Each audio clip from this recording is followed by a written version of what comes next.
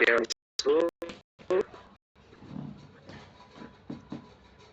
Property शब्द होगी ना, प्रॉपर्टी शब्द,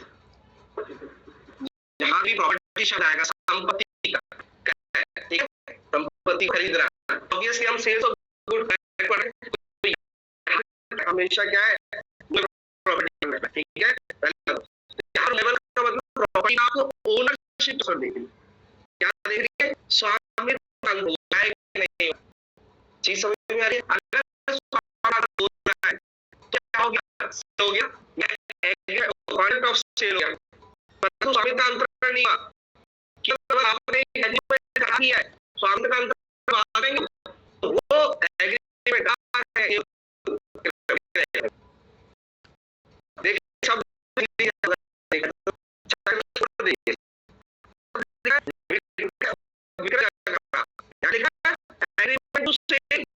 और उसी वक्त आप देखेंगे ऑप्शन नंबर 5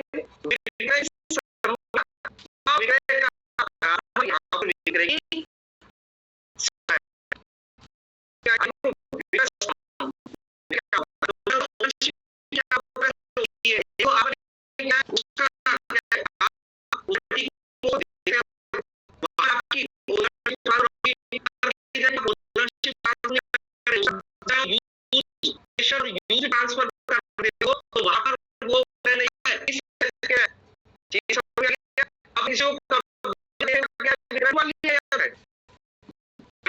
चीज एग्रीमेंट किया है आपने केवल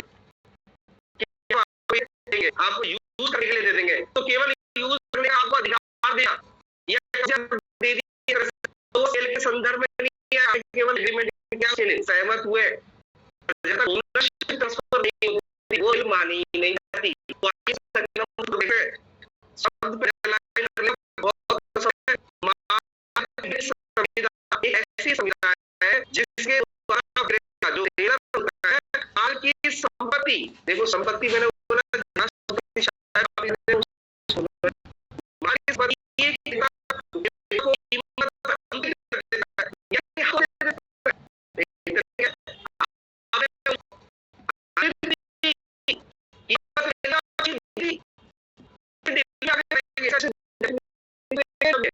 तो जैसे आपने कर देते हो तो वो क्या बन जाता है, करार कब बनेगा, देखिए ये आंतरिक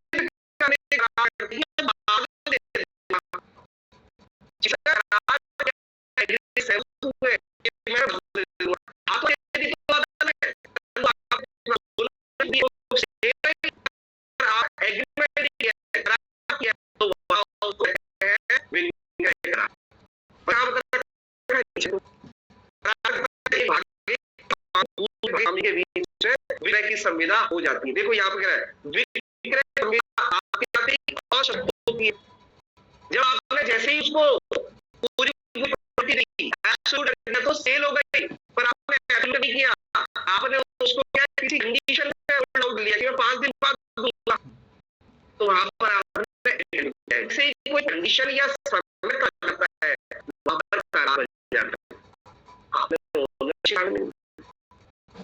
तो थोड़ा सा समय ये पूरे में यही चीज समझनी है कि मैंने आपसे केवल करार किया है ना, किसी एग्रीमेंट बनाया, सेल एग्रीमेंट बनाने से क्या ओनरशिप चली जाती है, क्या नहीं जाती है, हमने उसे एक शर्त लिख दी कि फलाना फलाना तारीख के 90 दिन बाद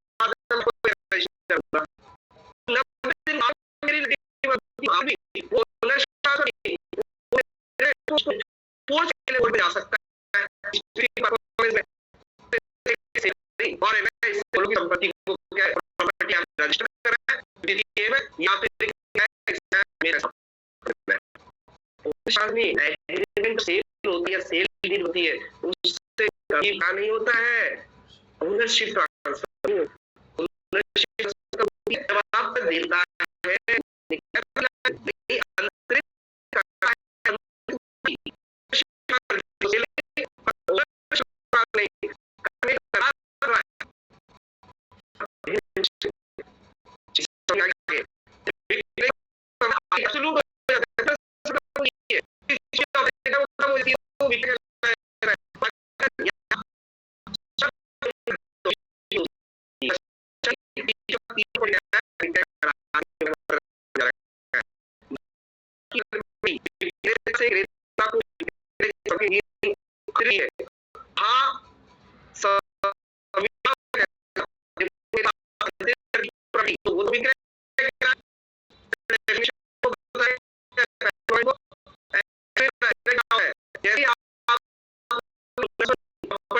कर दी तो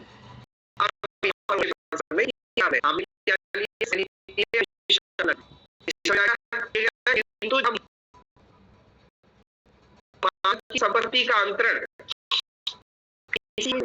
अगले समय या यदि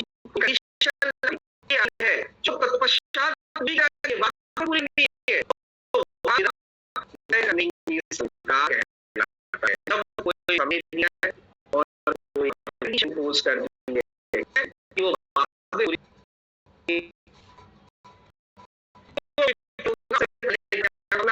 वो हमने एग्रीमेंट किया है समझ आ गया मैं अभी बाइक बेचना चाहता हूँ मैं बाइक बेचना चाहता हूँ मैंने आपको दिए और और पैसे ले लिए ये हो गया से पर मैं ऐसे होगा कि मैं गाड़ी चाहता हूँ आपने कि फलाना फलाना जन्मदिन होगा या आपने लगाई बेचूंगा उससे पहले तो आप एग्री कर लिए सहमत हो गए ना पर वो आपने कंडीशन लगाई वही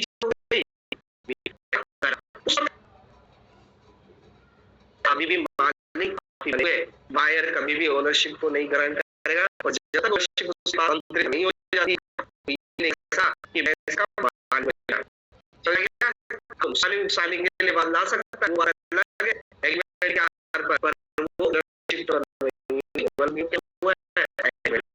चीज आगे में ठीक है और देखिए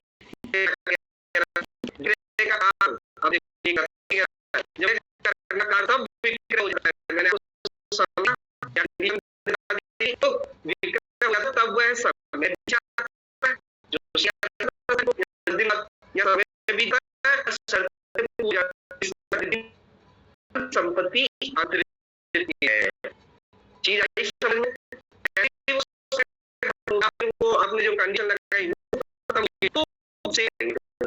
इसके बीच की दूरी आपने उसको दी है तो पहले एग्रीमेंट बना रहता है जिससे आप खरीदने जाते हो ऐसा कि आप एक मुश्त हाथों सारे आप तो भाई नहीं कर रहा जैसे जमीन खरीदने गए वहां पर आपने क्या हाथों हाथ कर ली तो अभी 1 लाख में से और 9 लाख बाद में समय दिया जीवन में आ गया 90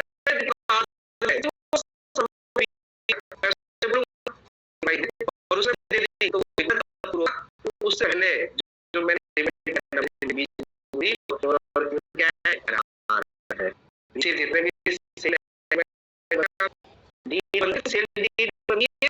ठीक है वो सब सारी क्या है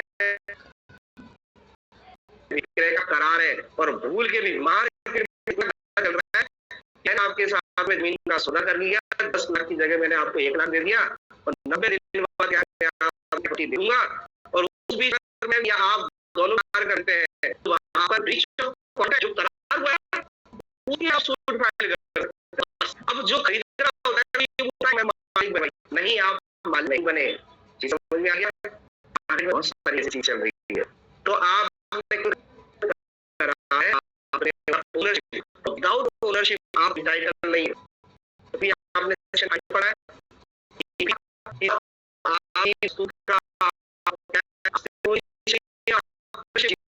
ओनरशिप नहीं है तो आप ट्रांसफर नहीं कर सकते समझ आ रही है आपके पास ओनरशिप थी फिर भी आपने ट्रांसफर विबंध का सिद्धांत आपके पास प्रॉपर्टी नहीं है अभी आपके पास कब्जा नहीं आया है पर आपने दूसरे को आगे और शेयर कर दिए कि भाई मेरे पास आ जाएगा तो वो अगर नहीं आई इन डिफॉल्ट तो जो आपने शेयर की आप लायबल हो जाओगे उस तीसरे व्यक्ति के कि भाई मेरे पास ओनरशिप आने वाली नहीं थी तूने मेरे फ्रॉडुलेंट क्यों मेरे को ऐसे वो करा पर अगर प्रॉपर्टी आ जाए उसके हाथ में तो वो बाउंड हो जाता है शोभन लग जाता है कि वो सेल कर दे जिन्होंने भी इंडियन कॉन्ट्रैक्ट किया है तो वो समझ रहे होंगे ये बात। समझ आ गया? बी व्यक्ति को बोलता है मैं प्रॉपर्टी सेल करना चाहता हूँ, बी बोलता है कि इससे करूंगा। 90 डेज का टाइम देते हैं ये दोनों एक दूसरे को। इसने 1 लाख रुपए दिया, 90 डेज बाद में क्या रजिस्ट्री करा लेंगे और 9 लाख रुपए बचे देंगे। इस बीच अगर ये 90 दिन के बीच में अगर ये तीसरा ये बी व्यक्ति अगर सी के साथ कॉन्टेक्ट कर लेता है, ये अपनी पर्सनल लायबिलिटी में कर रहा है, ये चाहे तो अगर ये कॉन्ट्रैक्ट रद्द हो जाता है तो सी व्यक्ति उसके खिलाफ में फ्रॉडुलेंटली एफआईआर भी करा सकता है और दायर भी कर सकता है और कंपनसेशन भी ले सकता है। और मार्केट में क्या होता है कि ऐसा चल रहा है एक तरह से लैक ऑफ नॉलेज। मैं हमेशा कहता हूँ कि मार्केट में अधिकार किसका है? बढ़िया बुद्धि या फिर है ना जो इस चीज को डील करते हैं। नॉर्मल आदमी क्या सोचता है कि नॉर्मल आदमी बोलता है कि मेरे पास में जैसे ही सेल एग्रीमेंट हुआ है तो मैं उसका मालिक बन गया। पर मैं क्या पढ़ा रहा हूँ, मालिक कब बनेगा? जब ओनरशिप ट्रांसफर होगी, और ओनरशिप तो अभी हुई नहीं है क्योंकि समय दिया था। चीज समझ में आ गया? तो अभी ये व्यक्ति तीसरे को बेच देता है तो ये फ्रॉडुलेंटली तीसरे के साथ में काम कर रहा है।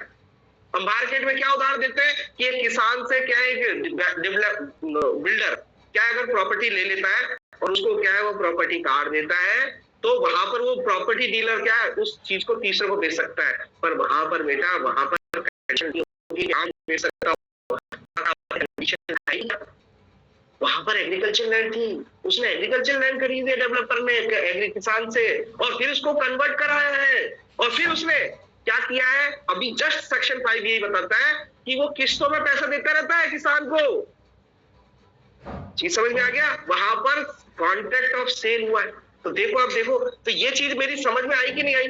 विक्रय का करार एक समय दे दिया या फिर कोई शर्त लगा दी, जब वो शर्त होगी पूरी तभी वो क्या है ओनरशिप ट्रांसफर होगी, या समय पूरा होगा और समय पूरा होने के बाद ही ओनरशिप ट्रांसफर होगी। उससे पहले ओनरशिप ट्रांसफर नहीं होगी, अर्थात वो विक्रय नहीं माना जाएगा। वो केवल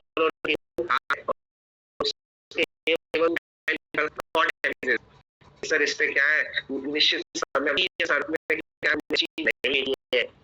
चीज समझ में आ गया? तो वहां पर आप उसका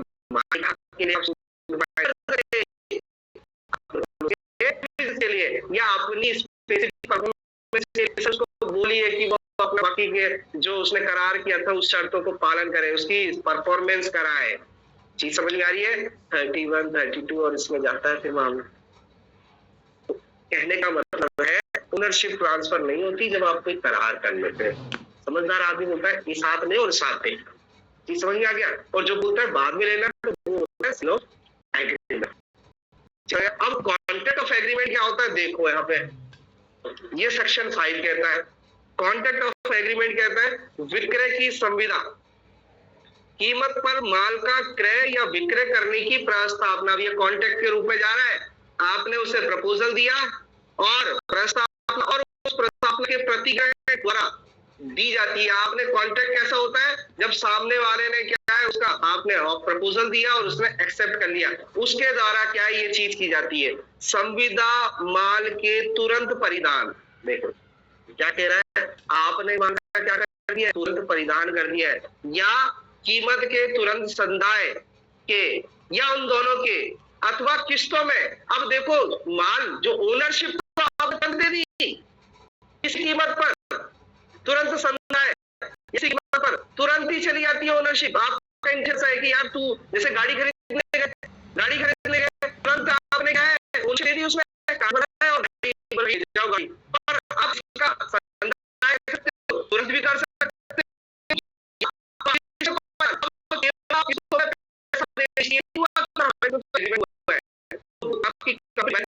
कभी बोले नहीं सर आ जाइए आप गाड़ी जाइए हम नहीं बेचना चाहते, नहीं ये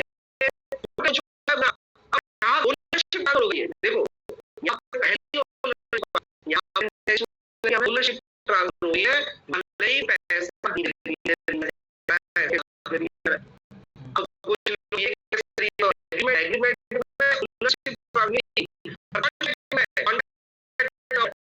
पहले ट्रांसफर हो गया ये तो तो संदाय आपने संदाय कर दिया या उन दोनों के अथवा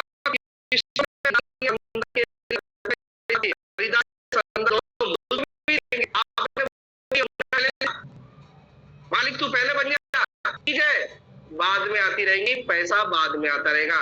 तो भी सीख के क्या हो गया, agreement of, sorry, ownership transfer हो गई। यहाँ पर आपके अधिकार बढ़ जाते हैं। अब आपको वो आदमी बोले मैं बेच नहीं सकता, तो सॉरी, उसे बेचना ही पड़ेगा। में जाए आप ओनरशिप शब्द आता है तुरंत परिधान, ओनरशिप तुरंत परिधान। अगर समुदाय को भले ही आप किसों में कर दो, उससे कोई मैटर नहीं कर रहा। चीज समझ में आ रही है? या फिर आपने क्या, टीवी खरीदने गए, टीवी खरीदने गए आप, अब टीवी खरीदने गए, आप दुकान में पहुंचे, आपने बोला कि भैया मेरे को टीवी चाहिए, उसने बोला ठीक है भैया ले जाओ, कौन सी टीवी है, ये वाली। तो उसने बोला भैया ले जा, पर अभी मेरे पास स्टॉक में है, ठीक है। तो मैंने बोला कोई नहीं, 5 तारीख को स्टॉक आ जाएगा। हाँ सर आ जाएगा। तो मैंने आपके साथ में क्या है, वो पूरा का पूरा एग्रीमेंट कर लिया। चीज क्या किया मैंने, एग्रीमेंट किया। अभी तो वहां पर मैंने ओनरशिप ट्रांसफर नहीं किया। चीज समझ आ गया? पर मैं बोलता हूँ कि नहीं सर, मैं आपको तुरंत खरीद रहा हूँ, ठीक है, आप उस प्रॉपर्टी को ले लीजिए, कीमत भले बाद में किस्तों में देते जाना। जैसे सुनार की दुकान पे जाते हैं आप, सोना खरीद के लाते हैं और किस्तों में देते हैं, अब वो सुना ये नहीं, वहां पर आप ओनर बन गए उस प्रॉपर्टी के। भले ही कीमत कैसे की जा रही है, किस्तों में, वहां समय भले ही लंबा लग रहा है, पर वहां पर किस्त बांध दी आपने 1 साल 1.5 साल, ये नहीं हुआ है। यहाँ पर कॉन्ट्रैक्ट हो गया, यहाँ पर सेल हो चुकी है चीजें। यहाँ पूरा का पूरा ओनरशिप का है। जहाँ ओनरशिप ट्रांसफर नहीं हुई है वो एग्रीमेंट टू सेल है, और जहाँ ओनरशिप ट्रांसफर रहती है वो सेल होगी या फिर कॉन्ट्रैक्ट ऑफ सेल होगा। ठीक है, और ये कैसे हो सकता है? दूसरा पॉइंट कह रहा है यह के उद्योग के अधीन, ठीक है, कैसे हो सकता है? विक्रय की संविदा लिखित हो सकती है, यहाँ वाचिक शब्द आया, मौखिक शब्द लिख देना, इसे लिखित, अधिलिखित और आदि मौखिक भी हो सकता है, लिखित और वाचिक तौर पर की जा सकती है, अथवा भी हो सकती है। एग्रीमेंट आप क्या है, लिखो ही सही, कॉन्ट्रैक्ट आप लिखो ही सही, तीनों और यही कॉन्ट्रैक्ट कैसे किया जा सकता है, लिखित, मौखिक, या कॉन्ट्रैक्ट ऐसे चीज समझ में आ गया? तो ये चीज समझ आई, बस यही चीज समझनी है बेटा। यहाँ पे ज्यादातर ये जो एग्रीमेंट करते हैं वो अपने आप को मालिकाना हक बना देते हैं, पर यहाँ पर मालिकाना हक नहीं बना है। आइए देखो, आप देखो एक चीज और देखो, यही आप जो किस्तों में देते हो, एक और चीज समझना, एक यहाँ पर भी देखना कि जब आप किस्तों में कुछ ओनरशिप पर पैसे आप संदाय क्या किस्तों में कर रहे हो, वहां 2 तरह से कर रहे हो। या फिर आपने सेल्फ लायबिलिटी दी है कि मेरे अकाउंट में बहुत पैसा है, मेरे किस्त में कटवा दूंगा, मेरे फलाना फलाना अकाउंट नंबर है। आपने पर्सनल लायबिलिटी दी है, एक तरह से तो ऐसे किस्त दे सकते हो। पर अगर आपने क्या है, फाइनेंस कंपनी से किस्त कटवाई, जैसे फाइनेंस, IFL, जो भी है, ICC, कोई सी फाइनेंस कंपनी हो, ICC प्रूडेंट, कोई भी फाइनेंस कंपनी है, उससे आपने क्या है फाइनेंस करवाई है। अब देखो वहां पर क्या है, आप एक अंडरटेकिंग देते हो, गाड़ी तो आप घर लिया है, पर आप ओनरशिप नहीं लेके आए। ओनरशिप कौन दे रहा है? आप, अगर आप अपने सेल्फ अकाउंट से कटवाते हो, ध्यान रखना इस चीज को, अगर आप सेल्फ अकाउंट से किस्त कटवाते हो तो वो ओनरशिप कर दी है गाड़ी वाले ने, ओनरशिप ट्रांसफर कर दी, अब वो आपकी गाड़ी नहीं जब्त कर सकता, सीज नहीं कर सकता या वापस नहीं ले आ सकता, क्योंकि ओनरशिप ट्रांसफर होगी। वो केवल जो बकाया किस्तों के लिए आपके पे सूट फाइल कर देता है, बकाया धन की प्राप्ति हेतु सूट। इसीलिए जो होंडा कंपनी थी आपके खिलाफ सूट फाइल करेगी, पर बेटा आपने फाइनेंस करा ली और वहां पर कॉन्ट्रैक्ट हो चुका था, ये समझ में आ गया? तो वहां पर अगर किस्त नहीं दी है तो होंडा वाले की कोई टेंशन नहीं है, होंडा वाला तो शांत है। क्यों? तो किस्त कौन देगा? बजाज फाइनेंस। अब वहां बजाज फाइनेंस आपने क्या है, उसे कहता है हायर परचेजर। क्या कहते हैं? एक तो परचेजर सेल्फ के किए, एक हायर पर। हायर का मतलब है हाई करना, हाई करना मतलब किराए पे लेना। आपने फाइनेंस कंपनी को ओनरशिप ट्रांसफर हो गई है, वहां पर आप उसके मालिक नहीं है, तो इसीलिए जब आप किस्त नहीं चुकाते हैं तो वहां पर फाइनेंस कंपनी आपकी गाड़ी को सीज करके ले जाती है। मेरी बात समझ में आ गया? क्योंकि ओनरशिप उसी के पास रहती है। और ऐसे ही अगर आपने स्वयं अपने हाथ बाकी अपने बैंक की किस्त दे रहे हो, किसी भी फाइनेंस कंपनी को नहीं कर रहे, तो होंडा कंपनी भी आपसे चीजें वापस नहीं लेती। मार्केट में क्या चल रहा है वो पता नहीं चल रहा, कंपनी वाले आ रहे हैं, बैंक वाले आ रहे हैं, नहीं वो होंडा वाला आ रहा है, होंडा वाला ऐसा नहीं आ रहा, वो सूट फाइल करेगा। पर अगर बाई फाइनेंस हायर परचेज किए, किसी तीसरे मध्य व्यक्ति के माध्यम से परचेज किए, तो ओनरशिप उसको ट्रांसफर हुई है, आपको ट्रांसफर नहीं हुई। ठीक है, तो आपने कॉन्ट्रैक्ट ऑफ जो सेल किया है ना, वो आपने कैसे किया है, किस्तों में किया है, तो किस्त कैसे दे रहे हो वो भी इंपॉर्टेंट होती है। अब यहाँ बजाज फाइनेंस कंपनी से फाइनेंस कराइए तो ओनरशिप बजाज फाइनेंस को की गई है। और कब तक मानी जाएगी वो, कब तक मानी जाएगी, जब तक आखिरी किस्त ना दे दी जाए। जैसे ही आखिरी किस्त देंगे तब आप ओनरशिप आप बनेगी, उससे पहले वही ओनरशिप होगा। अब ये लंबा समय हो रहा है, 10 साल की आपने वो ले ली, बड़ी गाड़ी लेनी थी आपको, 10 साल की आपने, भले आपने समय दे दिया हो, पर वहां पर आपने कॉन्ट्रैक्ट ऑफ सेल किया है, ना कि एग्रीमेंट ऑफ सेल किया। समझ में आ रही है? इस चीज को थोड़ा सा बारीकी से समझने का प्रयास करना कि वहां पर कॉन्ट्रैक्ट ऑफ सेल में तुरंत परिधान हो जाता है ओनरशिप का, चीज समझ आ गया। पर एग्रीमेंट ऑफ सेल में तुरंत परिधान ना होकर किसी समय या शर्त की कंडीशन के पूरा होने पर ही वो पूरा होगा, अदरवाइज वो नहीं होगा। चीज समझ में आ रही है आपको? ये कहना चाहिए। चलिए, तो अब समझ गए जिसने कर लिया है, समझ में आ गया। वो बाय की श्रेणी में उसको हम बाय के दूसरी डेफिनेशन को, तो अब 4 भी हो गया, 5 भी हो गया, 3 भी हो गया। अब डेफिनेशन पे आइए आगे। परिधान, परिधान क्या कहता है, एक व्यक्ति से दूसरे व्यक्ति को कब्जे का स्वेच्छांतरण है। कि क्या तब पोजीशन दे रहे हो, मैंने अभी बताया था प्रॉपर्टी।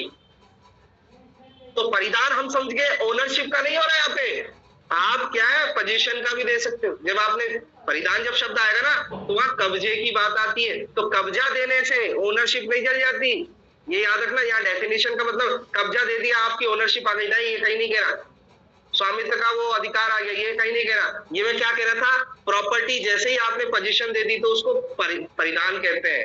जी समझ में आ गया। और आप भले ही उसको क्या है, उसका ओनरशिप नहीं देना चाहते, वैसे बहुत बार हो जाते हैं बेटा। जी समझ में आ गया। केवल कब्जा दे देने से आप ओनर नहीं बन जाते, तो परिधान का अर्थ है कब्जा देना। ये केवल कब्जे की बात कर रहा है, ओनरशिप की बात नहीं कर रहा है। सर कब्जा मेरे पास आ गया तो मैं ओनरशिप रहे, वो एविडेंस की बात कह सकते हो। कब्जा एक क्या है, 9th एविडेंस है।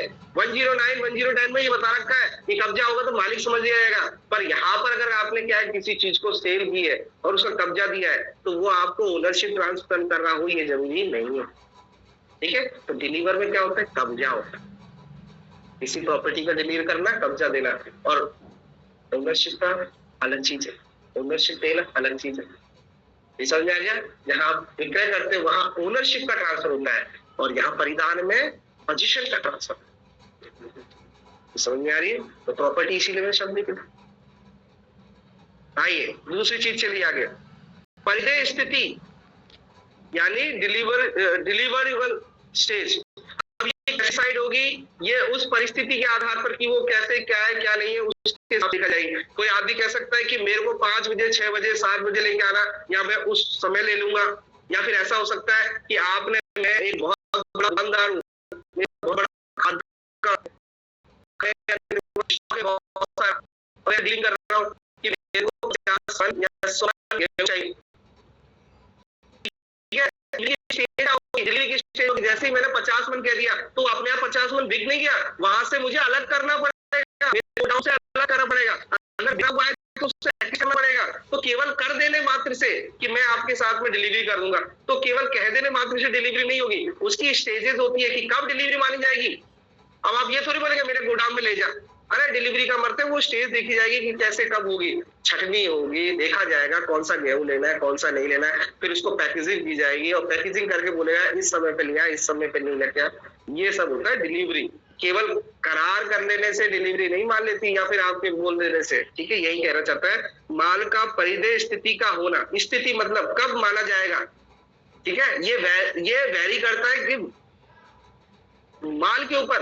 अब एक ऐसा भी हो सकता है कि एक आदमी कह दे कि यार तो मेरे खेत में से क्या है गन्ना तोड़ के ले गया, तो वहां पर उसने माल का परिधान तुरंत ही कर दिया, पर वो कहे कि नहीं यार मेरे को तो बकायदा साफ सुथरे और अच्छे गन्ने लेके आ या अच्छी चीज लेके आ, तो वहां पर वो परिधान उस समय नहीं हुआ, वो उसको साफ करेगा, धोएगा, करेगा, फिर उसके बाद में।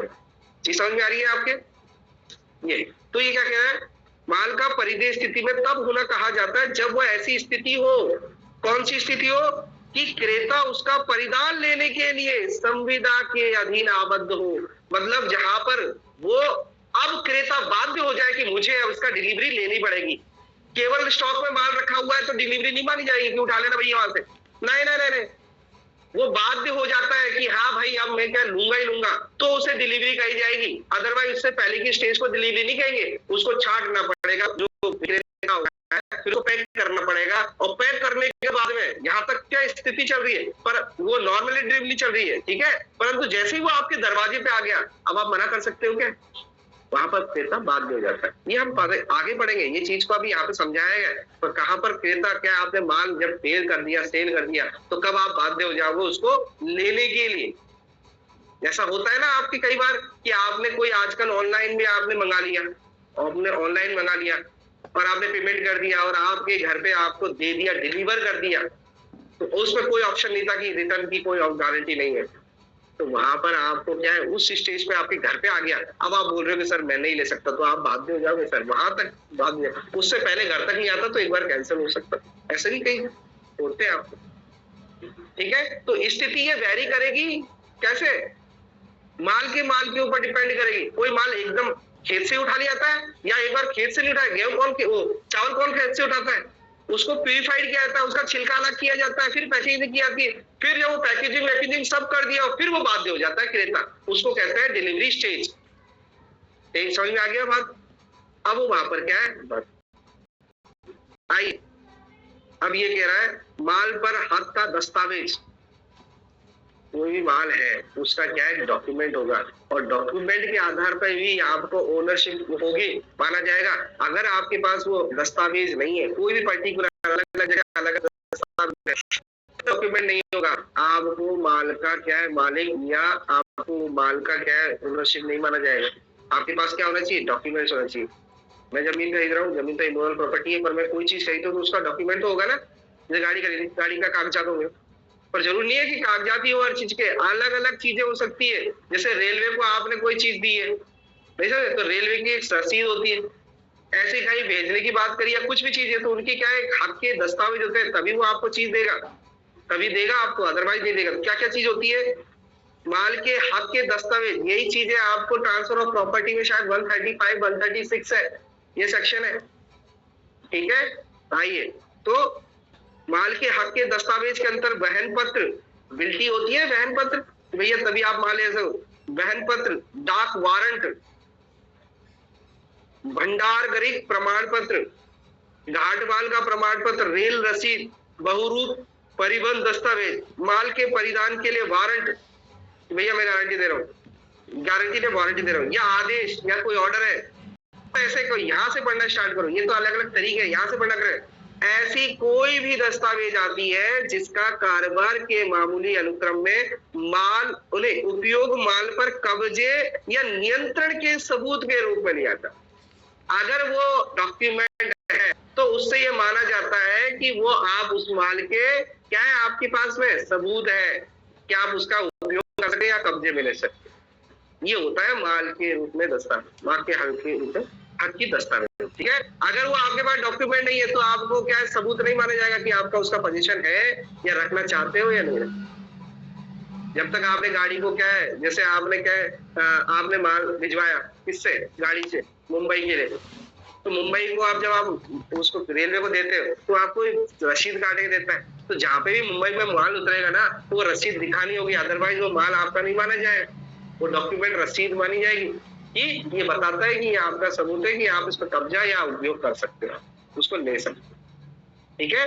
तो ऐसी कोई भी दस्तावेज आती है जिसका कारोबार के मामूली अनुक्रम में उपयोग माल पर कब्जे या नियंत्रण के सबूत के रूप में लिया जाता है, या अब देखो जो उस दस्तावेज पर कब्जा रखने वाले व्यक्ति को वह माल जिसके बारे में वह दस्तावेज है अंतरित या प्राप्त करने के लिए या तो पृष्ठांकन द्वारा परिधान द्वारा प्राधिकृत करती है, उसको ऑथराइज करती है कि इसको दे दिया जाए, उस पर ये मेंशन होता है, ठीक है, अगर वो डॉक्यूमेंट होगा तो तभी दी जाएगी।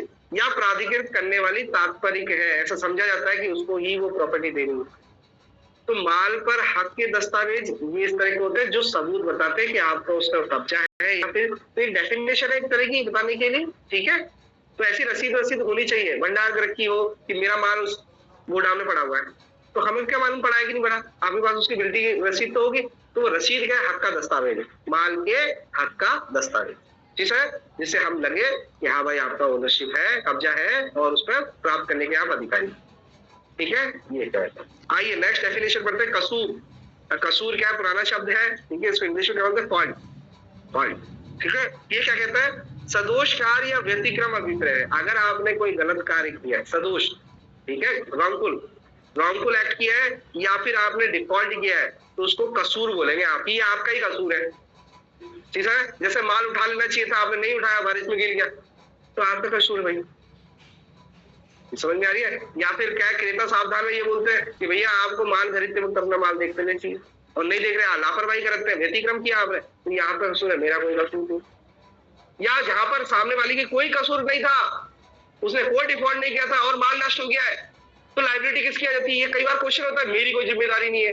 अब एग्रीमेंट टू सेल में क्या होता है, माल आपके पास ही होता है, पर एक निश्चित समय में देने का वो बात होती है, तो वहां पर अगर कोई चीज नष्ट हो जाती है इस बीच में, कब्जा तो मेरे पास ही है, पर बीच में नष्ट हो गई है, पर एग्रीमेंट हो गया है, अब आप क्या बोलोगे कि विक्रेता जो बेच रहा था उसका ही कसूर है, नहीं, उसको जानकारी में नहीं थी, तो उसका भी कसूर नहीं माना जाएगा अगर उसके व्यतिक्रम नहीं किया या रॉन्गफुल उसमें क्या है, कोई कार्य नहीं किया, चीज नष्ट हो गई तो किसकी जाएगी। ये चीज कसूर के लिए डेफिनेशन पढ़ना जरूरी है, अगर उसने रॉन्गफुल एक्ट किया है या कोई व्यतिक्रम किया है, उसे ही कसूर माना जाएगा। ये समझ में आ गया, ये पॉइंट। भावी माल, देखो आप जो आप सेल कर रहे हो, आप जो माल का सेल कर रहे हो, एक तो वर्तमान माल हो सकता है, एक कौन सा माल हो सकता है, भावी, भविष्य में उत्पन्न होने वाला माल का भी आप क्या विक्रय कर सकते हैं। जैसे फसल क्या होती है, अभी उगी नहीं है, एक तो खड़ी फसल है जो वर्तमान है। देखो ये यहाँ पे इसके सेक्शन के साथ में पढ़ेंगे आप, सेक्शन 6 देखो विषय वस्तु, वर्तमान या भावी माल। एक माल तो ऐसा हो सकता है जो आपके सामने पड़ा है, जंगम संपत्ति ऐसी हो सकती है जो आपके सामने वर्तमान में अस्तित्व में, खड़ी फसल खड़ी है। पर एक ऐसा माल भी हो सकता है कि उसको बेचने का आपने करार किया या बेचने का वो किया, कॉन्ट्रैक्ट किया है कि वो भविष्य में उत्पन्न होगी आने वाली फसल, वो भावी माल, तो उसका भी आप सेल कर सकते हैं। याद रखना, विक्रय माल शब्द की बात कर रहा है, तो भविष्य वर्तमान भी हो सकता है वो माल, और वो कैसा हो सकता है, भविष्य में उत्पन्न होने वाला भी हो सकता है। तो 3 तरह का माल आता है, यहाँ पे देखना कोशिश करना, देख लेंगे, समझ लेंगे।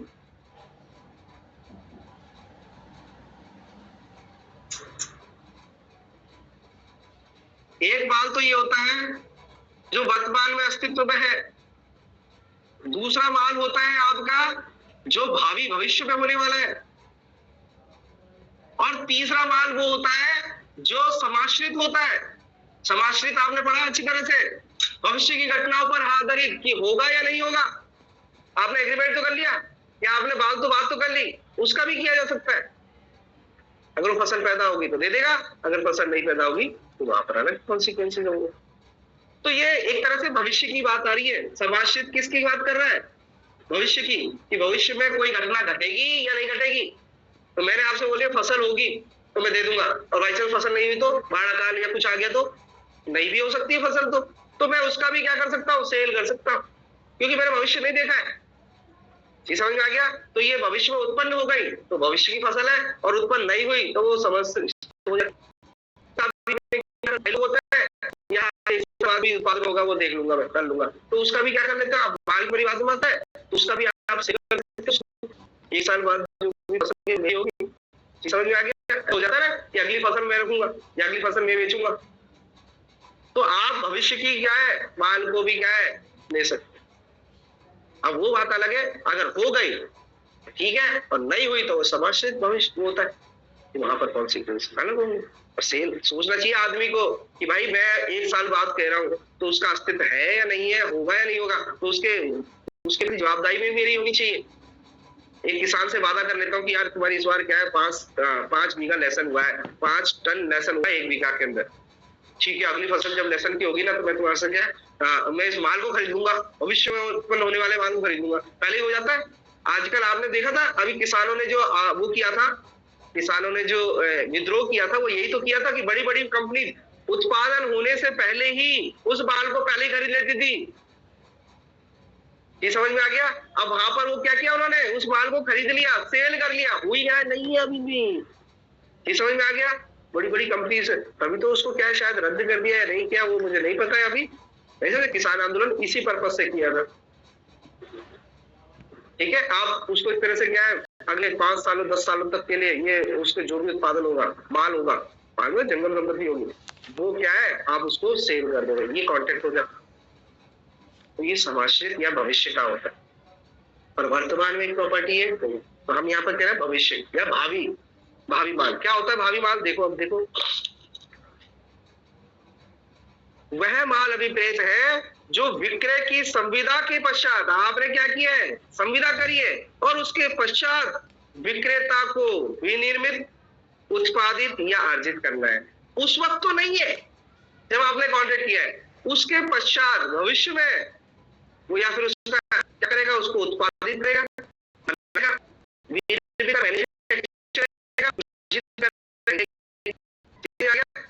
उस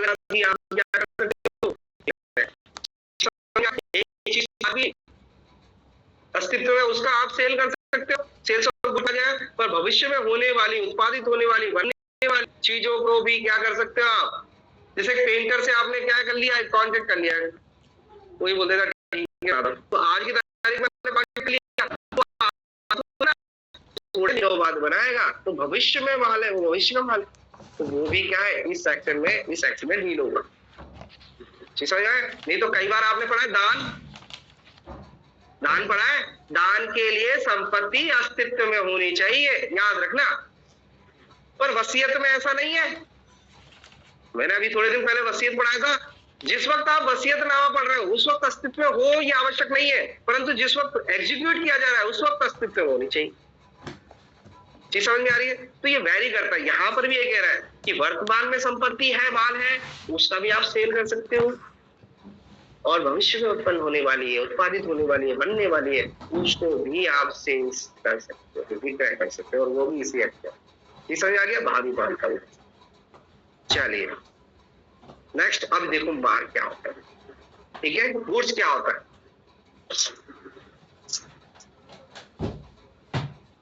तो ये कह रहा है माल से अनुयोज्य दावे और धन से भिन्न हर किस्म की जंगम संपत्ति। अब आप तो एक ही समझिए, माल से जंगम संपत्ति अभिप्रेत है।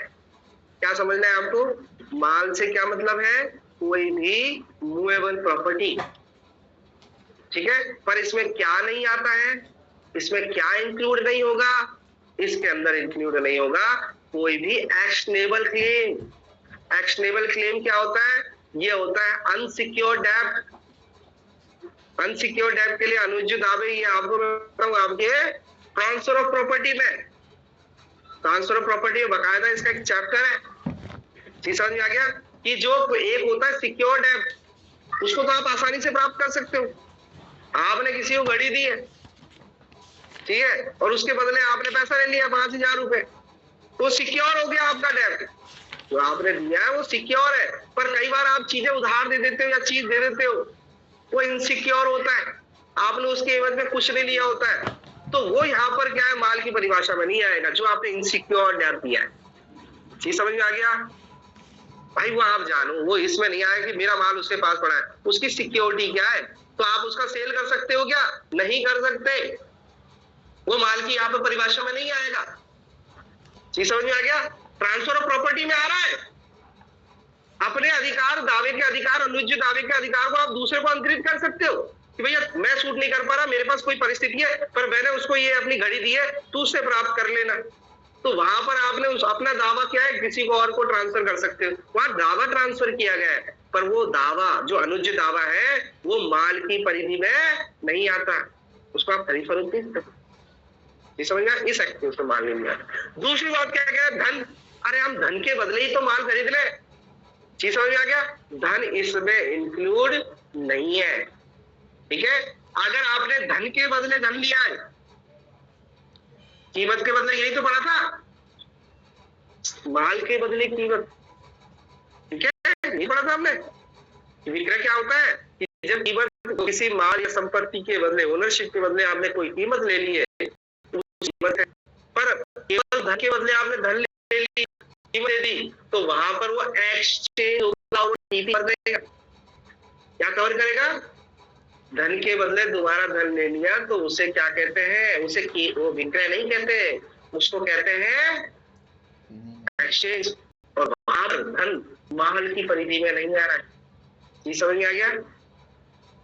वैसे तो नॉर्मली ऐसे ही बोला तेरे पास बहुत माल पड़ा है, तेरे पास बहुत पैसा पड़ा है, पर पैसा धन से भिन्न। चीज समझ में आ गया? माल वो होता है जिसकी कोई कीमत होती है। जैसे मेरे पास गाड़ी पड़ी है, मेरे पास खाद्यान्न पड़ा है, मेरे पास गेहूं पड़ा है, मेरे को कुछ भी चीज पड़ा है, अब जन्म संबंधी है, वो सब माल की परिभाषा में आती है। पर मेरे घर में पैसा पड़ा है, वो माल की परिभाषा में नहीं आएगा, क्योंकि पैसे के बदले पैसा नहीं खरीद सकता मैं।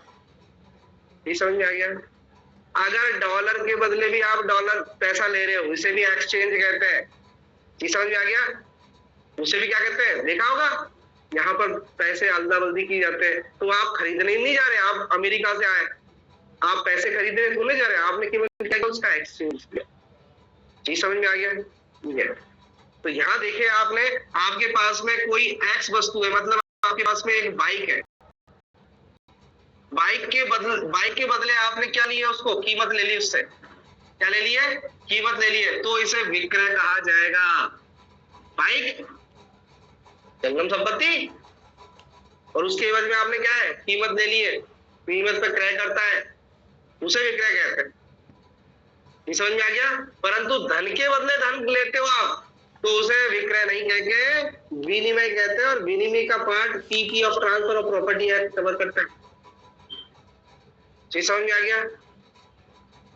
मतलब धन के बदले धन विनिमय कहा जाता है। अब एक प्रॉब्लम मैंने वहां भी बताई थी कि ए व्यक्ति के पास, इस इलस्ट्रेशन को ध्यान से पढ़ना, दोनों इलस्ट्रेशन को ध्यान से सुनना। ए व्यक्ति के पास में एक मोबाइल है, उसकी कीमत है 10,000 रुपए, और मेरे पास भी एक मोबाइल है, मैं भी हूं, मेरे पास भी मोबाइल है, उसकी कीमत है 15,000 रुपए। आइए, ए व्यक्ति को मेरा मोबाइल बहुत पसंद आ जाता है, बोले आओ तुम्हारा मोबाइल अच्छा है, तो ठीक है ले ले।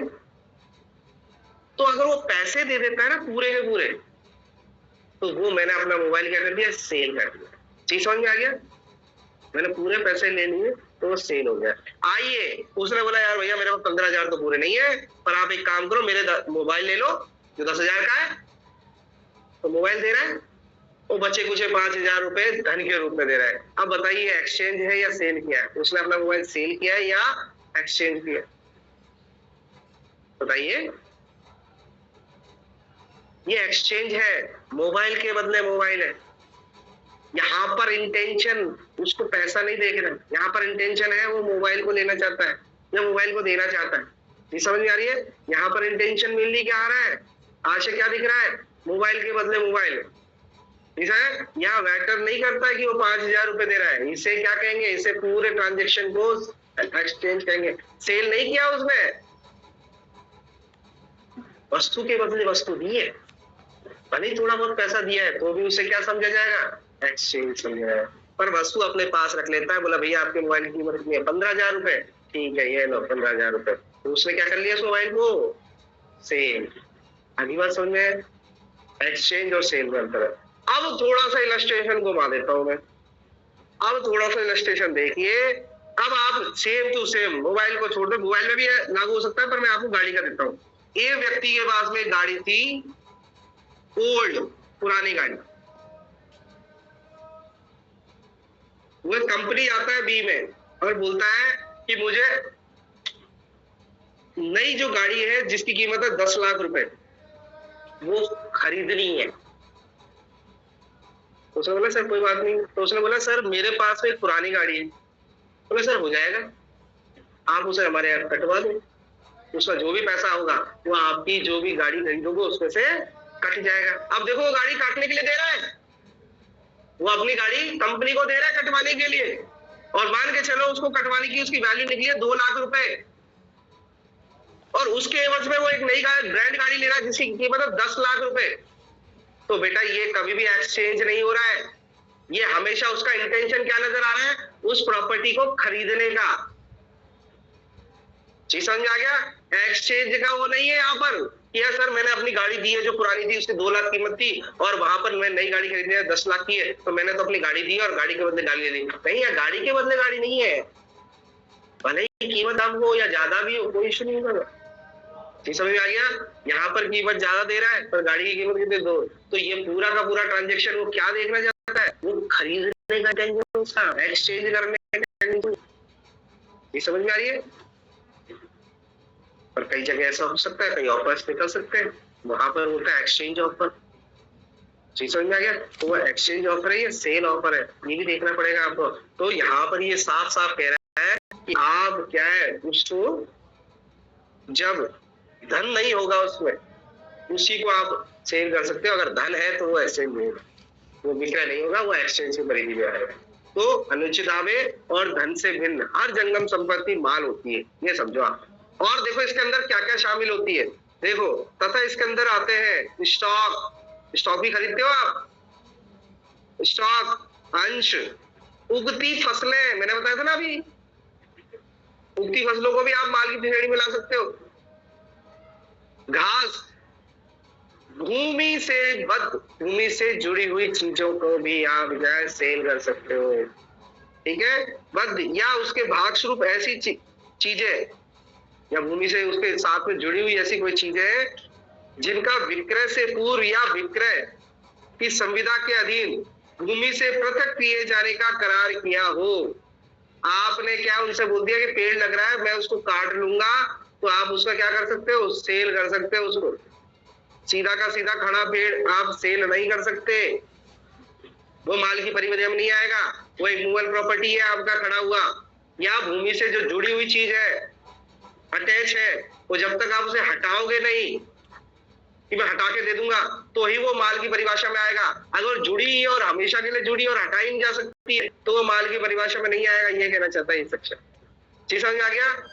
तो मैंने कहा था आपको कि जब स्थावर संपत्ति होती है उसको अलग कर दिया जाता है, पृथक कर दिया जाता है, चोरी की डेफिनेशन पढ़ाता हूँ, जब उसको पृथक कर दिया जाता है तो वो जंगम संपत्ति में तब्दील होती है। यहाँ पर भी आपने ऐसा कोई करार किया है कि भले ही वो उगती फसल है पर वो लग तो रही है, फसल उग तो रही है, अपने आप तो कट नहीं जाएगी, पर आप उसको भी कह सकते हो कि मैं इसको सेल कर लूंगा। क्यों? जब उसे आप पृथक करने का कॉन्ट्रैक्ट करोगे, काट के नहीं जाना या मैं काट दूंगी। मेरी बात समझ में आ रही है?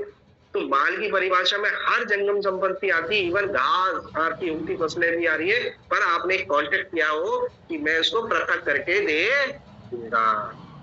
जैसे ही वो पृथक हो जाती है स्थावर संपत्ति से, वो किस में तब्दील हो जाती है, जंगम या जल संपत्ति में तब्दील, और उसका क्या है, वो माल परिभाषा में आ जाएगी। आगे बात समझ में चीज आपको थोड़ा सा देखनी होगी। आइए नेक्स्ट,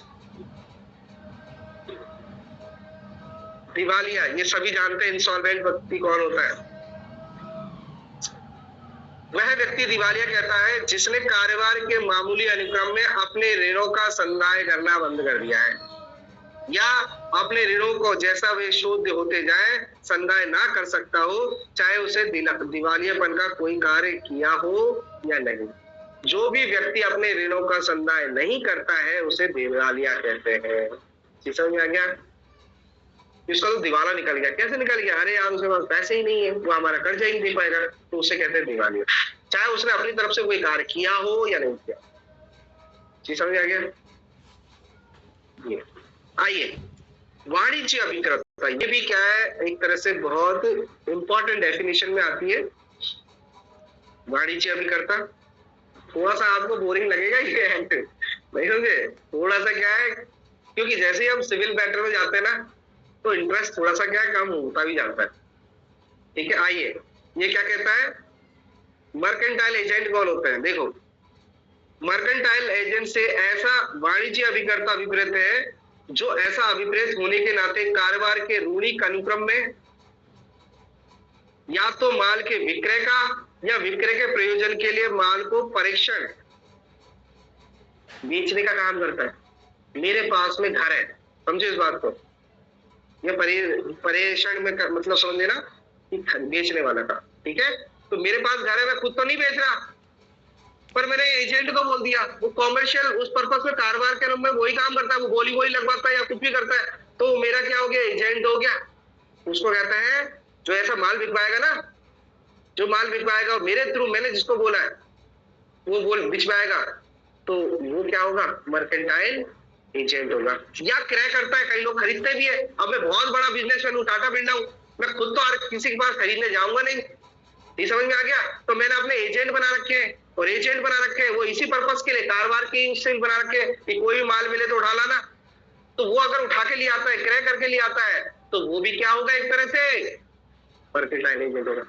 चाहे बेचता है मेरे ब्याज से या मेरे ब्याज से खरीदता है, व्यापार के मामूली अनुक्रम में, रूढ़ियों के अनुसार। या तीसरी बात क्या कह रहा है, माल की प्रतिभूति पर धन खड़ा करने का प्राधिकार रखता है। वो खरीद तो लेता है पर उसके पास में क्या नहीं है, पैसा नहीं है, तो उसके एवज में अगर वो सिक्योरिटी रख देता, मैंने कैसे तो वो पैसे अगर सिक्योरिटी भी ले लेता है और माल दे देता है, तो भी उसे क्या है, कमर्शियल आपका मर्केंटाइल एजेंट है। एक आईपीसी में उदाहरण है, क्या आईपीसी में उदाहरण कि मैं एक व्यक्ति को कलकत्ता की जमीन खरीदने के प्राधिकृत करता हूँ और उसको पैसा देता हूँ, वो मर्केंटाइल एजेंट की बात है। और वो अपने स्टॉक में लगा देता है, अपने खुद के स्टॉक में लगा देता है, तो वो कपट में जाएगा। पर उसने वो खरीदी प्रॉपर्टी मेरे कहने पर क्रय करी, चीज समझ में आ गया, और बाई चांस लॉस हो जाता है प्रॉपर्टी खरीदने पे, तो उसकी कोई जिम्मेदारी नहीं है, वो केवल और केवल क्या है, नॉर्मल ब्रीच ऑफ कॉन्ट्रैक्ट में जा सकता है, अदरवाइज वो फ्रॉडुलेंट उसके पकड़ में नहीं जाए, तो वो मेरा एजेंट है। वहां ऐसे यहाँ पर है कि मेरे बिहाफ से कोई कार्य कर रहा है, क्रय करने का, विक्रय करने का, या सिक्योरिटी, कहीं से सिक्योरिटी उठा लेता है फिर चीज ले लेता है, तो मैं बाद में अनुसमर्थन कर सकता हूँ, तो वो सारे के सारे व्यक्ति क्या होंगे, वो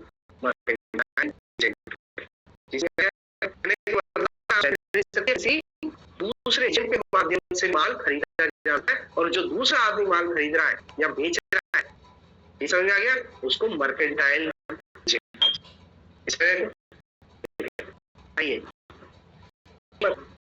कीमत क्या है, कॉन्ट्रैक्ट में कंसीडरेशन था, वही कीमत से तो माल की बिक्री का धन के रूप में। देखो स्पेशली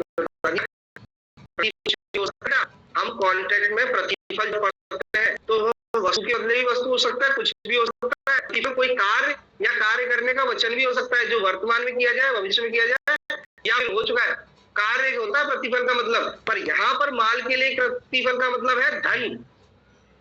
जी समझ में आ गया, वस्तु के बदले, माल के बदले जो धन देंगे उसे प्रतिफल कहा जाता है। ये समझ में आ गया।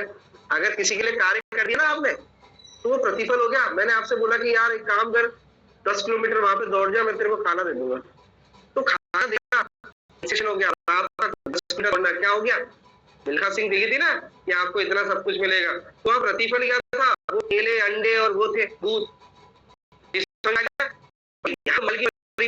के अलावा दूसरी चीज नहीं हो सकती। अगर आप बाइक के बदले मोबाइल के बदले मोबाइल देंगे तो वो कीमत नहीं के लिए, प्रतिफल तो ये भी है, पर ये एक्सचेंज का रूप धारण कर रहा है। चीज समझ में आ गया। पर मोबाइल के बदले आप धन दे रहे हो, तो फिर वो क्या है, कीमत होती है उसकी। ठीक है, प्रतिफल जो दिया जा रहा है वो धन होना चाहिए, उससे इतना याद रखना। आइए नेक्स्ट क्या कहता है, संपत्ति। अब देखो संपत्ति मैंने बताया था ना आपको, संपत्ति दो प्रकार की है, एक तो ओनरशिप ट्रांसफर और वहां पर कब्जा वब्जा देना। देखिए ये कहां पे यही बता रहा है, ये हमारे गुरुजी ने बताई थी उस समय। मेरे को अभी क्या है, मैं आपको एक्सप्लेन कर पा रहा हूँ या नहीं कर पा रहा, पर आप इसको समझे। संपत्ति, संपत्ति से माल का साधारण संपत्ति, हम देखो दो तरह के इन्होंने डिवाइड करी थी संपत्ति। एक तो है साधारण संपत्ति और दूसरी है विशिष्ट संपत्ति, या विशिष्ट लिख सकते हैं क्या, विशेष संपत्ति, स्पेशल प्रॉपर्टी। तो जो साधारण संपत्ति है वो वहां पर होता है ओनरशिप ट्रांसफर। क्या होता है, ओनरशिप ट्रांसफर। पर किसी विशेष परिस्थिति में आप क्या कर सकते हो, कब्जा या उसका उपभोग भी क्या ट्रांसफर कर देते हो, वहां पर ओनरशिप ट्रांसफर नहीं हुई। तो देखो यहाँ पे क्या है, संपत्ति से, संपत्ति से माल में साधारण संपत्ति ना कि केवल कोई विशेष संपत्ति अभिप्रेत है। तो इसको दो भागों में आप अगर अपने समझने के लिए बना सके, तो अगर कोई आप देखें ना संपत्ति, तो संपत्ति दो प्रकार की होती है, एक होती है साधारण संपत्ति और दूसरी होती है विशेष संपत्ति। तो साधारण संपत्ति क्या होती है? जहां पर आप उसका ओनरशिप ट्रांसफर करते हैं, जहां स्वामित्व का अंतरण होता है, वो साधारण संपत्ति। यहाँ कहीं भी संपत्ति शब्द आए ना, वहां पर ये समझने की कोशिश करना कि संपत्ति से तात्पर्य है ओनरशिप का ट्रांसफर। पर कहीं विशेष कुछ बात बता रखी है, कुछ विशेष कुछ दे रखा है, वहां पर कब्जा और यूज। तो यहाँ पर एक तरह से इसको चीज को छुपाया गया, यहाँ बताया नहीं गया वो चीज। ये केवल आपको किताब से या फिर लेक्चर देख के ही आपको समझ में आएगा कि संपत्ति का अर्थ है एक तो ओनरशिप का ट्रांसफर, ना कि विशेष संपत्ति। विशेष संपत्ति में क्या आता है?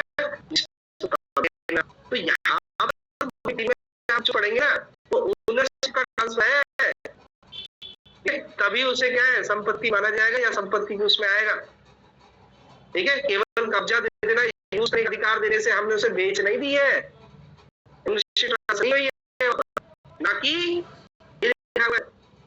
ना कि केवल कोई विशेष संपत्ति अभिप्रेत है। विशेष संपत्ति मतलब वो जो कब्जा दे दिया या कुछ दे दिया, तो वो संपत्ति अभिप्रेत नहीं है। केवल यहाँ पर सामान्य का अर्थ है ओनरशिप का ट्रांसफर। आइए, माल की क्वालिटी सब जानते हैं। माल की क्वालिटी के अंदर उसकी स्थिति या दशा भी आती है कि किस दशा में रखा है, किसकी क्या है, तो उसकी चेक करते हैं। बहुत सारी यहाँ पे कॉन्ट्रैक्ट एक्ट में भी है, कॉन्ट्रैक्ट एक्ट में भी हम क्या करते हैं, मिलावट हो जाता है तो उसकी चीजें जांचने परखने का भी हमें क्या अधिकार दे रखा है। वहां पे देखना अच्छी तरह कॉन्ट्रैक्ट एक्ट पढ़ना, ठीक है, जांचने का अधिकार है उसको क्या है, विशेष नमूना लेने का अधिकार है। ये सारी चीजें कॉन्ट्रैक्ट में भी ऐसी क्वालिटी के ऊपर, ठीक है, हमारी क्वालिटी किस स्थिति में है या किस दशा में, ये दोनों चीजें क्वालिटी डिसाइड करती है, स्थिति और दशा। उसी आधार पर उसकी कीमत लगती है, उसी आधार पर उसकी प्राइस डिसाइड होती है। ठीक है, आइए विक्रेता। अब आप जानते ही है कौन है विक्रेता? जो माल का विक्रय करता है या विक्रय करने का करार करता है। ये समझ में आ गया? नेक्स्ट चलते हैं, विनिर्दिष्ट माल, स्पेसिफिक गुड्स। क्या होता है? स्पेसिफिक गुड्स में माल वह विक्रेता है जो उस समय जबकि विक्रय की संविदा की जाती है। अभी कौन सी संविदा की जा रही है? विक्रय की संविदा की जाती है, परिलक्षित और करातीत किया जाता है। मतलब आप उसको क्या है, देने का अधिकार देते हैं या फिर आप ओनरशिप ट्रांसफर करते हैं। वो एक विशिष्ट क्या है, माल होता है। अभी वो बना नहीं हो भले ही, ठीक है, पर वो विशिष्ट माल की परीक्षा में कि आप ये चीज देना चाहते हैं, ठीक है, उसे विशिष्ट माल कहते हैं। एक माल होता है जैसे मैंने बोला गोडाउन का माल, गोडाउन में तो 36 प्रकार का माल पड़ा हुआ है, पर कौन सा विशिष्ट माल जिसका आपका इंटेंशन है टू गिव, देने का जिसका आशय है, वो विशिष्ट माल।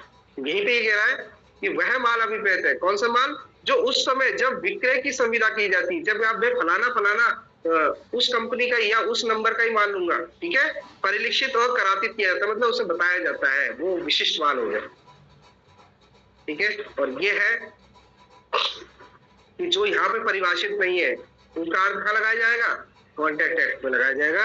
उन पदों को जो इस अधिनियम में प्रयुक्त किए गए किंतु परिभाषित नहीं है, ठीक है, और भारतीय संविदा अधिनियम के अधीन परिभाषित है, वे ही अर्थ है जो उस अधिनियम के सम्मिलित हो। कई चीजें यहाँ पे नहीं बता रखी होगी, जैसे प्रस्तावना नहीं बता रखी, पर वो कॉन्ट्रैक्ट एक्ट में बता रखी है, तो उसका परिभाषा वहां से देख लिया। ये समझ आ गया? तो यहाँ तो बता रखे हैं पर परिभाषित नहीं है, तो कहाँ देखना होगा उसे? कॉन्ट्रैक्ट एक्ट के संदर्भ में। चीज समझ में आ गई आपको? ये है। और सिक्स वाला कैसा माल हो सकता है? वर्तमान में भी हो सकता है और भावी माल।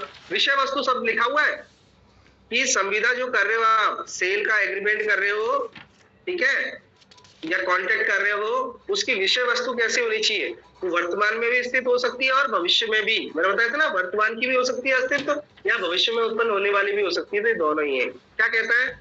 वह माल जो विक्रय की संविदा का विषय हो, या तो ऐसी वर्तमान माल हो सकता है या जो विक्रेता के स्वामित्व या कब्जे में, या भावी माल हो सकता है। देखो अब वर्तमान माल कौन से कहते हैं? अभी ये या शब्द छोड़ देना, अभी मैं दोबारा पढ़ रहा हूँ। वह माल जो विक्रय की संविदा का विषय हो या तो वर्तमान माल हो सकता है।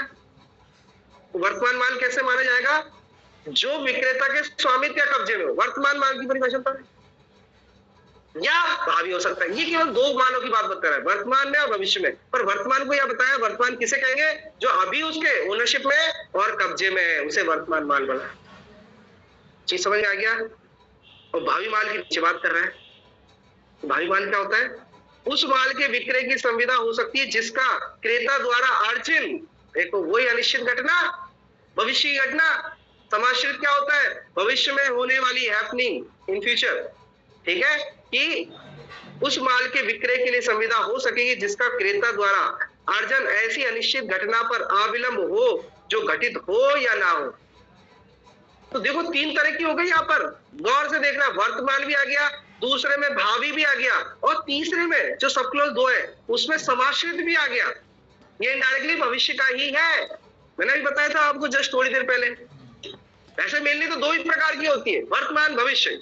पर भविष्य में भी क्या होता है? भविष्य में उत्पादित भी हो सकती है और नहीं भी। तो यहाँ पर आप उसका भी सेल कर सकते हो। कहने का मतलब वही माल की परिभाषा में जो भविष्य में होगी, चाहे उत्पादन हो चाहे ना हो। ठीक है, समझ में आ गया? दूसरा पॉइंट दोबारा पढ़ देता हूं। ये अनिश्चितता की बात कर रहा है। उस माल के विक्रय के लिए संविदा हो सकेगी जिसका क्रेता द्वारा अर्जन कब करना है? किसी अनिश्चित घटना पर। वो अनिश्चित घटना क्या होती है? भविष्य की होगी ऑब्वियसली। अनिश्चित वो घट भी सकती है और नहीं भी घटे। ठीक है, अनिश्चित घटना पर अविलंबित होती है, डिपेंड होती है, जो घटित हो या ना हो। बात समझ में आई आपको? तो ये विषय वस्तु की बात कर रहा है। ठीक है, और ये क्या कहे? जहां की विक्रय की संविदा द्वारा विक्रेता का भावी माल का सांप्रतिक विक्रय करना तात्पर्य है, वह संविदा उस माल का विक्रय करने का करार। अब देखो ये कह रहा हूं, जब आप भविष्य की कोई माल को अगर बेचना खरीदना चाहते हो तो कॉन्ट्रैक्ट ऑफ सेल नहीं होगा, contract of sale of agreement होगा। यहाँ लिखा है ना, विक्रय का करार करना होगा फिर आपको। वर्तमान का तो आप क्या है, कॉन्ट्रैक्ट ऑफ सेल कर सकते हो, पर भविष्य में उत्पन्न होने वाली या समाश्रित घटना पर आधारित कोई वस्तु माल है, होगी, बाद में अर्जन कर लूंगा, तो उसे क्या कहेंगे हम? उसका अगर करोगे सेल का काम करोगे तो उसे कॉन्ट्रैक्ट, उसका एग्रीमेंट ऑफ सेल होगा। वो चीज समझ में आ गया? थोड़ा डिफिकल्ट लग सकता है, धीरे धीरे पढ़ाऊंगा, क्योंकि ये क्या है, अभी कॉन्ट्रैक्ट के बाद तुरंत पढ़ाना चाहिए मुझे। ठीक है, और दूसरी बात ये है कि मुझे भी काफी समय हो गया, तो मुझे भी देखना होगा, किताबों को स्टडी करना होता है, बहुत सारी चीजें हैं। ठीक है, पर मैं आपको पूरा प्रयास कर रहा हूँ। ठीक है, आ रहा है ना? वैसे आपने कॉलेज स्तर पे पढ़ा होगा, ये पार्ट होगा, कॉन्ट्रैक्ट में पूरा ही पार्ट आता है। ठीक है, आइए अब देखो यहाँ पर दो कॉन्सिक्वेंसेज और देख लो, फिर ये दो सेक्शन करा के हम इसको खत्म कर देंगे, कीमत बाद में करा देंगे। अब देखो मैं क्या कह रहा था आपको, मैं कह रहा था कि अभी भी प्रॉपर्टी आपकी है, कसूर शब्द आएगा, कसूर जो पढ़ाए थे ना, यह कसूर बात में आता है। देखो क्या कह रहा है, संविदा किए जाने से पूर्व माल का नष्ट हो जाना। देखो संविदा कब हो रही थी, मैं बार बार मैं कह रहा हूं, करार और संविदा में अंतर होता है, ये कॉन्ट्रैक्ट में अच्छी तरह पढ़ा है। और यहाँ पर भी विक्रय का करार और संविदा का करार दोनों का अंतर है। ठीक है, विक्रय के करार में ओनरशिप ट्रांसफर नहीं होती, पर संविदा के करार में ओनरशिप ट्रांसफर हो जाती है। चीज समझ में आ गया? अब देखो यहाँ पे क्या कह रहा है, जहां की संविदा विनिर्दिष्ट माल, स्पेसिफिक माल, मैंने बता दिया स्पेसिफिक माल, पर्टिकुलर माल, जहां पर संविदा विनिर्दिष्ट माल के विक्रय के लिए है, संविदा हो रही है, यहाँ पे कॉन्ट्रैक्ट हो रहा है, वहां विक्रेता के ज्ञान के बिना आपका देखो ओनरशिप ट्रांसफर हो गई है, संविदा का विक्रय, यहाँ संविदा का विक्रय हो गया, यहाँ ओनरशिप का ट्रांसफर हो गया है, और वहां पर क्या हो गया, विक्रेता के ज्ञान के बिना, विक्रेता के ज्ञान के। देखो अभी भी याद रखना बेटा, जब एग्रीमेंट वो सॉरी सेल हो जाता है तो ओनरशिप भी चली जाती है, सब कुछ चले जाता है, पर कॉन्ट्रैक्ट ऑफ उसमें क्या होता है, आपके पास में ओनरशिप दे दी है, पर पोजीशन भले ही उसके पास क्रेता विक्रेता के पास अभी बना रह सकता है। ये याद रखना थोड़ा सा, मैंने आपको राइट दे दिया, आपको मैंने कॉन्ट्रैक्ट ऑफ एग्रीमेंट कर लिया आपसे, वो सॉरी कॉन्ट्रैक्ट ऑफ सेल कर लिया, ओनरशिप देने का वायदा कर लिया कि हाँ ओनरशिप हो गई है। चीज समझ में आ गया? पर माल हो सकता है विक्रेता के पास ही पड़ा हो, कब्जा भले ही विक्रेता के पास पड़ा हो, पर मैंने मालिकाना हक क्या है, दे दिया है। जहां मालिकाना हक दे दिया जाता है उसे कहते हैं कॉन्ट्रैक्ट ऑफ सेल। याद रखना बार बार में, भले ही कब्जा विक्रेता के पास पड़ा हो, कि मैं बाद में ले जाऊंगा, कुछ भी हो जाएगा, मालिकाना हक हमारा आप चुना। चीज समझ में आ गया? जैसे मैं आपसे गाड़ी खरीदने गया, आपने गाड़ी का तुरंत परिधान कर दिया, पर मैंने बोला ठीक है अपने पास रखा, थोड़ी देर बाद मैं अभी फ्री नहीं हूँ, मैं अभी नहीं ले आ सकता, मैं 2 दिन बाद उठा लूंगा, 2 दिन बाद मेरे बच्चे का जन्मदिन है। हो सकता है आप गाड़ी खरीदने जाओ तो ऐसा काम कर सकते हो, आपने कागजात तो तुरंत बनवा लिए, तो वहां ओनरशिप भी ट्रांसफर हो गई थी उसी दिन, जिस दिन आपने कागजात बनाए थे ओनरशिप। पर कब्जा किसके पास है? अभी भी क्रेता के पास पड़ा हुआ है। क्रेता ने अपने पास नहीं लिया, उसने बोला बेटे का जन्मदिन 2 दिन बाद है और मैं 2 दिन बाद उससे उठा ले जाऊंगा। समझ में आ गया? तो यहाँ पर उसी की बात कर रहा है। अभी वो विक्रेता के पास में कब्जा है और वहां पर देखो क्या कह रहा है, विक्रेता के ज्ञान के बिना, उसे नॉलेज नहीं है, ज्ञान के बिना वह माल उस समय जब संविदा की गई थी नष्ट हो गया। विक्रेता के पास ही पड़ा है, क्रेता को ले जाना चाहिए पर वो नहीं ले गया, पर वहां पर क्या हो गया, वो वहां पर नष्ट हो गया है या नुकसानग्रस्त हो गया था। वह संविदा के अपने वर्णन के अनुरूप नहीं रह गया है, या फिर वो जो संविदा की थी ना उसके अनुरूप नहीं रह गया है, तो संविदा शून्य है। देखो कितनी बड़ी बात है, यहाँ पर ये चीज देखनी बात है। अब आप गाड़ी लेने गए, मैं यही उदाहरण देता हूँ अभी, अच्छा उदाहरण देते हैं कि आप गाड़ी लेने गए पर आपने कॉन्ट्रैक्ट ऑफ सेल कर लिया, पर आपने बोले कि 3 दिन बाद दिवाली है, दिवाली के दिन उठाऊंगा, उस दिन शुभ मुहूर्त है, ऐसा हो सकता है? पर अभी माल विक्रेता के पास है और अनफॉर्चुनेटली वो माल क्या है, खराब हो जाता है। क्या हो जाता है? खराब हो जाता है। अब यहाँ पर विक्रेता की कोई जिम्मेदारी नहीं थी, विक्रेता की कोई लाइबिलिटी नहीं थी, क्यों? उसको ज्ञान नहीं था और उसने भी खत्म नहीं किया था, वो तो नष्ट हो गया। मान के चलो बाहर गाड़ी खड़ी थी और बाहर ओले गिरे, आपकी कार थी, मान के चलो ओले गिरे और ओले में क्या कर दिया, इतने तेज ओले है कि कांच वाच विंडशीट और कलर वाला सब निशान सब पड़ गए, तो संविदा वॉइड हो गई। क्या हो गई है भाई? अंडरलाइन कर लेना, वॉइड शब्द है। संविदा क्या मानी जाएगी? शून्य मानी जाएगी। अब क्रेता, वो दुकानदार जो विक्रेता था ना, वो ये नहीं कह सकता मेरी कोई गलती नहीं, तू क्यों उठा के ले गया, नहीं समझ में आ गया? यहाँ पर विक्रेता कसूरवार होता तो वहां पर सारी की सारी लाइबिलिटी किसकी थी? विक्रेता की थी। पर यहाँ पर विक्रेता की कोई कसूरवार नहीं था, उसकी कोई ज्ञान के बिना वो चीज नष्ट हो गई है और क्रेता तो उठाई नहीं अब तक, ठीक है? तो वो संविदा क्या मानी जाएगी? शून्य मानी जाएगी। अजीब लगता है आपको ये चीज? जब कोर्ट में बात आती है ना, तो यहाँ पर ये बहस होती है कि क्या उसका कॉन्ट्रैक्ट सेल हो गया था, ये कॉन्ट्रैक्ट ऑफ सेल हुआ था, ओनरशिप अभी भी विक्रेता के पास में थी और इस बीच उसे बीच में अगर वो नष्ट हो जाती है, कुछ भी हो जाती है, तो क्रेता ने किसने पैसे दिए थे? वो तो फ्रेश माल खरीदने के लिए दिए थे कि मैं उस दिन उठाने जाऊंगा, तो जब तक की लायबिलिटी किसकी है? क्रेता की है, विक्रेता की है, और उसका भी कोई कसूर नहीं है, तो वहां पर ना उसका कसूर है ना उसका कसूर है, तो क्या हो गई बेटा? द्विपक्षीय भूल आपने कॉन्ट्रैक्ट में पढ़ा होगा ये, अगर आप इस पर पहुंच पा रहे हैं तो ये द्विपक्षीय भूल है। यहाँ विक्रेता की भी कोई गलती नहीं है और क्रेता की भी कोई गलती नहीं है। चीज समझ में आ गया? तो ये संविदा क्या होती है? शून्य होती है। आपने पढ़ लिया होगा अगर कॉन्ट्रैक्ट आपने देखा होगा, भले इस पेज में नहीं लिखा हुआ है, पर यहाँ पर विक्रेता और क्रेता किसी की कोई गलती नहीं, ठीक है? क्योंकि माल तो उसके पास आया ही नहीं है, जैसे वो माल ले जाता हो फिर टूट नष्ट हो जाती, तो वहां पर क्रेता ही लेवल होता है, ठीक है? और यहाँ विक्रेता ने वो सेल कर दी थी पर उसकी कोई गलती नहीं है, तो वहां पर भी क्या है, कोई कंपनसेशन देने के लिए शून्य है। मैं ये नहीं कह रहा कि ब्रीच ऑफ कॉन्ट्रैक्ट हो गया है, अब वो विक्रेता के मत्थे नहीं मर जाएगा क्रेता कि तुम्हारी वजह से तो मैंने तुमको रखने के लिए दी थी, अब ये तो बोले भैया ले जाता, मैंने कब मना किया, मेरी कोई गलती नहीं है, ले रहा तो ले, नहीं तो नहीं। चीज समझ में आ रही है? तो वहां पर वो कॉन्ट्रैक्ट ही शून्य होगा, कोई किसी के खिलाफ में कंपनसेशन का सूट फाइल नहीं करे। सारी बात समझ में? व्यवहारिक में इतना काम आता है ये, और मार्केट में बिना पढ़े लिखे क्या है, अच्छे से अच्छा जो मार्केट में बैठा होगा ना, वो भी ये बोलेगा, क्योंकि आप सारा अपना काम मत्थे दूसरे के मत्थे मरना चाहते हैं, क्रेता उसके ऊपर चढ़ जाएगा, तेरे ऊपर माल रखा था, तुम ध्यान क्यों नहीं रखा, तेरी जिम्मेदारी बनती है, और विक्रेता बोलेगा कि भाई उठा के क्यों नहीं ले गया, क्या हमारा कॉन्ट्रैक्ट कंप्लीट हो गया, मैंने तेरे को ओनरशिप दे दी तो ले जाता ना, मेरी क्या गलती है? तो दोनों एक दूसरे को मत्थे लड़ेंगे। यहाँ पर लॉ पूरा उसका बीच का मामला कहता है दोनों की तरफ से कोई गलती नहीं है, ये भूल हुई है, और यहाँ पर संविदा क्या है? अब देखो यहाँ पर नीचे देखो, अलग बात क्या है, विक्रय के पूर्व, विक्रय नहीं हुआ है उससे पूर्व, किंतु विक्रय करने के करार अब आपने एग्रीमेंट किया है। अब देखो यहाँ पर घबराने की बात है, आपने एक समय मांगा, एक शर्त मांगी और उस बीच में नष्ट हो गई है, तो अब देखो यहाँ पे क्या होगा, यहाँ कॉन्सिक्वेंसेस देखो, ये 7 और 8 बेटा इंपॉर्टेंट है, ये क्वेश्चन ही इंपॉर्टेंट है, क्योंकि वही चीजें पूछे जाते हैं, व्यवहारिक में गलत होते हैं और लॉ उसको सही बोलता है। ये समझ में आ गया। तो यहाँ पर क्या कह रहा है, विक्रय से पूर्व। विक्रय कब होता है, जब आंत्या की ओनरशिप ट्रांसफर हो जाती है। उससे पूर्व भले ही आपने एग्रीमेंट किया हो और उससे पूर्व संपत्ति नष्ट हो जाती है, तो किसकी लायबिलिटी होगी, किसकी लायबिलिटी नहीं होगी, वो बता सकते हैं। देखो, जहां की करार विनिर्दिष्ट माल के विक्रय का है, ठीक है, करार है ये शब्द, वहां पे संविदा थी, ठीक है। तो यहाँ पर करार माल के विनिर्दिष्ट विक्रय का है और तत्पश्चात इसके पूर्व की जोखिम क्रेता को संक्रांत हो जाए। मतलब अगर वो क्रेता ले जाता ना उसे, सुनो, तो उसकी जिम्मेदारी होती थी, उसको ट्रांसफर होती, उसको सारी लायबिलिटी होती, पर वो ले नहीं गया माल। समझो आप, माल किसके पास पड़ा है, क्रेता के पास पड़ा।